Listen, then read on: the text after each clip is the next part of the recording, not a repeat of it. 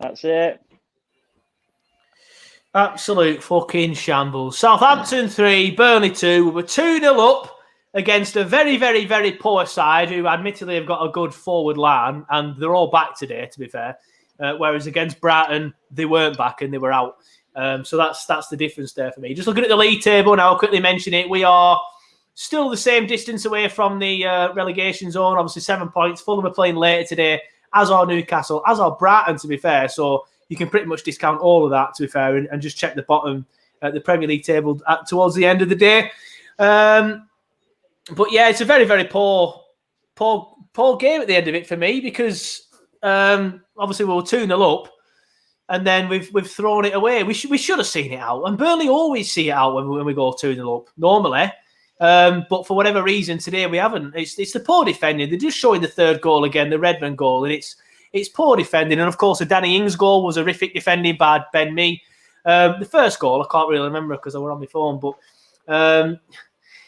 I think there's a lot of positives to take out of it. We've scored 2. We look better going forward again. But defensively, we were absolutely terrible today. Simon, what were your thoughts on it?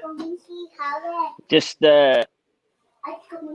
frustrating because of the shape, the momentum, everything went from... And it's impossible to think in it, really. Let's be honest. It can't just be simply that Eric Peters went off. But it's hard to not make that sort of bullet point that as soon as he went off, we all seemed to fall to bits. The shape were gone. Everything came down that left-hand side. I'm a huge fan of Ben Mee, a huge fan of Charlie Taylor, but everything came down that left-hand side. A match for Charlie Taylor, I think, would have won that game and gone on and done great things in that match. But for some strange reason, it all went to pot. Danny Ings, what a finish. Burnley, Chris Wood, definite penalty for me. Could have had a penalty if he didn't get such a good connection. Yeah, could have got another penalty if he didn't make such a good connection with that header. He might have been able to claim his obstruction from it. But frustrations all around, mate. It's very rare we go 2-0 away from our blow it. I can't remember particular any big games anyway, but I think it'd be even rarer for Southampton. Everton. Blow it. Blow it. I didn't hear that bit. Yeah, sorry. No, very rare. And then for Southampton to go 2-0 down at home and then come back 3-2, it must be just rare. I think that, especially this season, disappointed, mate. I think it's 3 points lost today. Well, 100%. Even if we were playing Man United at Old Trafford or City at the Etihad, it's 3 points lost if you go 2-0 up for me. Yeah. It's always 3 points lost when you go 2-0 up. Johnny, what were your thoughts on it then? Yeah, that's Burnley at the infuriating best that they can do. It's that first 20 minutes, like I said, I didn't manage to catch the majority of the first half, but listening to you guys and obviously commentary on the radio and stuff, we absolutely battered them. But defensively today, we were absolutely terrible. Nick Pope has pulled off 5 or 6 worldly saves there, and the defence in front of him were it were awful. I mean, from midfield to defence, there was too much space. Every time they got the ball on the counter attack, it looked like they were going to score. They put that stat up, didn't they? 22 attempts to Burnley's 4. You don't deserve to get anything out of a game if that is the stats. Yeah. To go 2-0 up to get beat, that's disappointing. Absolutely, yeah. I don't know. From what I've seen of it, we didn't play that well, but obviously I didn't see the first 20 minutes. So yeah, first 20 minutes we were really, really good. I just want to point out that we've got a Blackburn Rovers fan in the chat. He says, "Ha ha ha! Come on, Rovers! I've just got one word for you, Russell. One word for you, Wickham." Anyway, let's move on. I don't know where Jared's gone. He's decided to fuck off. But let's have a look at what the comments say. Newcastle game is a must-win now, says Lee. Yeah, it probably was anyway, to be fair, mate. But 100%, it definitely is. Dan Taylor says, should have come sooner, really. What difference will it make in the dying embers of the game? That's probably something he said later on, to be fair, and I don't know what he's on about. Dan Taylor, again, says, can't see Dyche being happy with the result, given we were 2-0 up. Very unlikely us to throw that lead away. It was the defensive issues, mate. That's what it were. Joy says, gutted. Christine says, thanks, lads, but very disappointed. Yep, as are we. Joy, again, though, does say, why take Vydra off, to be fair, Joy? He did have an arse pack on his knee, so it's probably something to do with that, to be fair. And he did not win that second half anyway. Yeah, second half he was poor. First half he were really good, but we all were. Joe Clark says, Hassan Hootel living rent-free in Johnny Tate's head.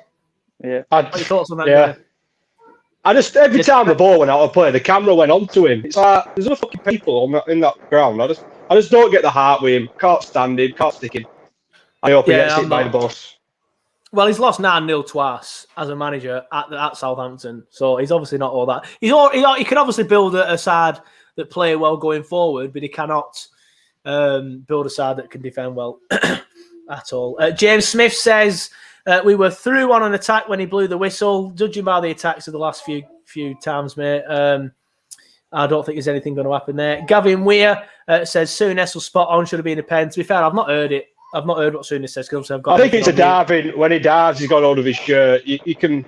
I think if he didn't get the header on target, they'd probably give it. Yeah, someone's put on Twitter that if Chris Wood's appealing for that and screaming like Lacazette did that time against Burnley and stuff, he probably does get it. But I think because he's got the head away, he's not giving it. Anthony Roof says, when we were on top, we were playing the ball to feet and moving it around well. Again, we stopped playing football and started the predictable long ball. You say that, mate, but the second goal came from a long punch upfield. But we were definitely playing better football in the first half. I can't disagree with you there, Anthony. And we just decided to. I think we got complacent. We went 2-0 up and just sat back more than start playing long ball. We just sat back and stuff, and then we could never find his rhythm again. I think the turning point was the Eric Peters injury for me. Michael Brown says Nick Pope kept Burnley in the game with his saves, particularly in the second half. Do you guys think he's now England's number one over Pickford? In my opinion, he is, Michael. Do I think he will be England's number one over Pickford? No, I think Southgate will still pick Pickford. And I'm not going to say I agree with it, but I can understand it. I can understand it, to be fair. Graham Nutter, he's in the chat. He says the back four in midfield too were poor today, more holes in a string vest. I don't necessarily disagree with that, to be fair. I think we should have changed the midfield in the second half. Johnny said we should have brought Corky on. I agree with that. After about 8 minutes, you knew that you needed to bring him on. There were no midfield straight away. I don't know why we haven't made that so. Can't work it out. I think that his reactionary is Dash more than proactive, innit? And I think that showed today. Unfortunately, Jared's gone, so we can't ask him his opinion on the game. But I think I agree with the other two lads, really. Disappointed when you're going 2-0 up to lose the game. I still think we'll be okay. If Fulham win today, things might change a little bit. And obviously, Newcastle will be a must-win game, especially if they win today. But will they beat Spurs? No chance. Anything else you two want to add then before we wrap up?